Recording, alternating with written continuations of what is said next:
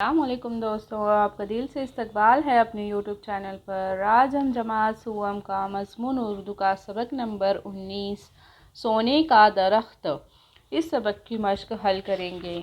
मश्क देखो थोड़ी बड़ी है, जो हम नोटबुक में से हल करेंगे ताकि आपको देखकर लिखने में आसानी हो।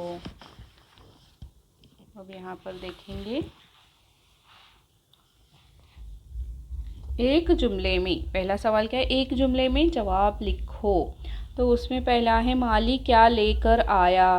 तो जवाब लिखेंगे हम, माली एक ताज़ा नारियल लेकर आया। अब दूसरा है नारियल के तने से माहीगीर क्या बनाते हैं। तो जवाब है नारियल के तने से माहीगीर कश्तियाँ बनाते हैं। तीसरा है खोपरे से क्या निकाला जाता है। जवाब है खोपरे से तेल निकाला जाता है। 4 नंबर है, देखो नारियल के रेशों से क्या बनता है। तो उसका जवाब है नारियल के रेशों से रस्सी बटी जाती है, इस रस्सी को काथा कहते हैं। देखो जो हम बांधने के लिए वगैरह यूज़ करते हैं ना, वो। तो सवाल नंबर 2 है, ये एक जुमले के थे और अब ये एक लफ्ज़ के थे और मैंने एक जुमले में लिखा है इनको, लेकिन इसको आप एक लफ्ज़ में लिख सकते हैं। माली क्या लेकर आया, तो इतना ही लिखना है आपको, ताज़ा नारियल लेकर आया। नारियल के तने से माहीगीर क्या बनाते हैं, तो कश्तियाँ बनाते हैं, सिर्फ इतना लिख सकते हो आप। खोपरे से क्या निकाला जाता है, तो खोपरे से तेल निकाला जाता है। नारियल के रेशों से क्या बनता है, तो काथा बनता है। देखो सिर्फ इतना भी लिख सकते हैं एक लफ्ज़ में। अब सवाल नंबर 2 है, एक जुमले में जवाब लिखो। तो उसमें पहला है नारियल का पानी ख़त्म होने पर अब्बा ने क्या किया। जवाब आएगा नारियल का पानी ख़त्म होने पर अब्बा ने नारियल के 2 टुकड़े कर दिए। दूसरा सवाल है, नारियल का दरख्त देखने में कैसा लगता है। जवाब है नारियल का दरख्त देखने में लकड़ी का लगता है। अब देखेंगे आगे का सवाल, एक जुमले का, नारियल के तने से कौन सी चीज़ें बनाई जाती हैं। जवाब है नारियल के तने से माहीगीर कश्तियाँ बनाते हैं, इससे घरों की छत भी बनाई जाती है।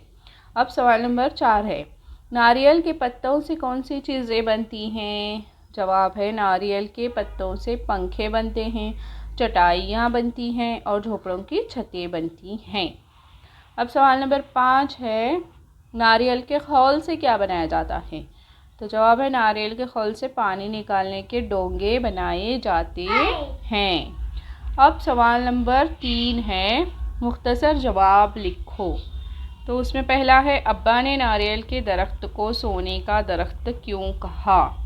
तो उसका जवाब है, देखो नारियल के दरख्त की हर चीज़, जैसे नारियल का पानी, गूदा, उसका तना, पत्ते, खोपरा, इससे तेल निकाला जाता है और इसके रेशे से रस्सी बनती है। नारियल के खौल से डोंगे भी बनाए जाते हैं, इसलिए अब्बा ने नारियल के दरख्त को सोने का दरख्त कहा, क्योंकि उसकी हर एक चीज़ इस्तेमाल में आती है। अब है सवाल नंबर 2, खोपरा किस काम आता है।